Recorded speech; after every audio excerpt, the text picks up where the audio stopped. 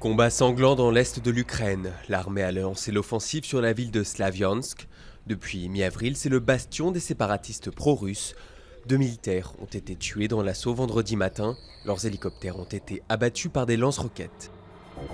Un Algérien soupçonné de recruter pour le djihad en Syrie, expulsé de France. L'homme de 37 ans, qui habitait en Savoie, a été renvoyé dans son pays natal. Il avait été interpellé en Turquie alors qu'il essayait de faire rentrer des combattants en Syrie.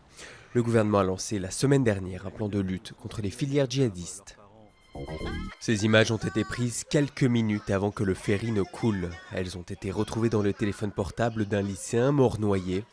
Au début, ses camarades et lui plaisantent, puis ils réalisent la gravité de la situation et l'angoisse les saisit. Vendredi, le bilan du naufrage s'élevait à 226 morts et 76 disparus.